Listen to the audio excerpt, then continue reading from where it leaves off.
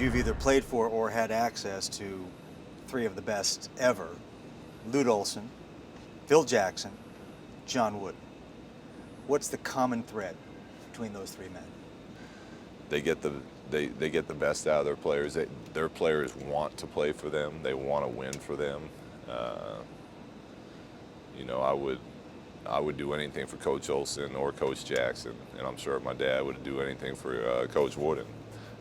I think that's unfortunately a rare quality in coaches. There's a lot of coaches that players can't stand playing for. They don't want to go to war with them. It's not like they're your best friends and that's why you want to play for them. They challenge you, and like I said, there's times you're furious at them. There's times I went weeks without talking to Coach Jackson, and he would kind of just smirk at me as I walked by.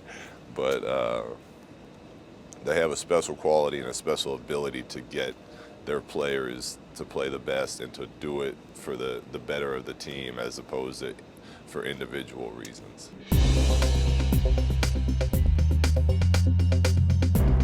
Let's talk some more about Coach Wooden. Tell me about your own personal interactions with him. You've obviously spent time around him and talked to him. You got a much different version of John Wooden than your dad did. Yeah. But tell me about your own memories of him and maybe what you took from those conversations.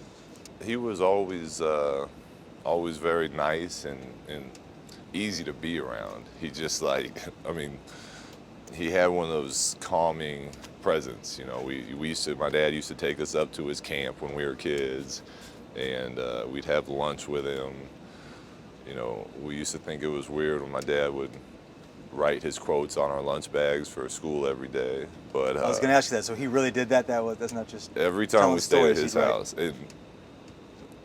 My dad's version of making lunch is throwing a banana, an apple. There was no making anything. It was just whatever was in the house. You just throw it in a bag, maybe a muffin, and then it was be quick but don't hurry. And every single day, the first thing we got to school, our friends would all kind of run up laughing, like wanting to see the lunch bags, wanting to see what quote was on it for that day. But yeah, he definitely did that. It's interesting because when I interviewed your dad, all he kept saying is, "Oh, we didn't listen to anything he said. We didn't believe anything he said." And now he's writing on your lunch bag.